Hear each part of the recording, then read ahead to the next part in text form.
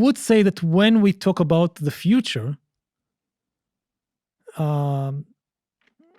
history is more relevant than ever before. Because history is not really the study of the past.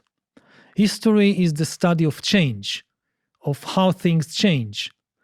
Nobody cares about the past for the sake of the past. All the people who lived in the Middle Ages or in the ancient Rome, they're all dead. We can't do anything about their disasters and their misery. We can't correct any of the wrongs that happened in ancient times. And they don't care what we say about them. You can say anything you want about the Romans, the Vikings, they are gone. They don't care. The reason to study the past is because if you understand the dynamics of change in previous centuries, in previous eras, this gives you perspective on the process of change in the present moment.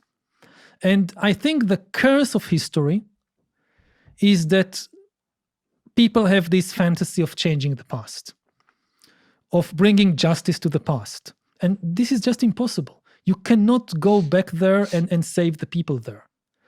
The big question is, how do you save the people now? How do you prevent new catastrophes, perhaps, from happening?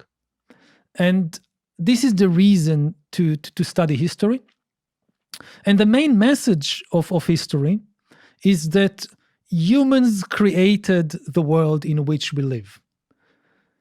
The world that we know, with nation states and corporations and capitalist economics and religions like Christianity and Hinduism, humans created this world.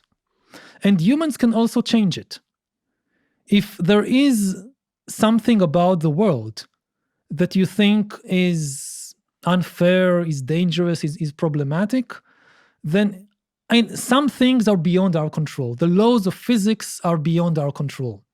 So far, the laws of biology are also beyond our control. But knowing what is natural, what is the outcome of physics and biology, versus what is the outcome of human inventions, human stories, human institutions, this is very difficult. A lot of things that people think are just natural, this is the way the world is, this is biology, this is physics, they are not. They are actually the result of historical processes. And this is why it's so important to understand history, to understand how things change, and to understand what can be changed. We have a closing tradition on this podcast where the last guest leaves a question for the next guest, not knowing who they're going to be leaving it for.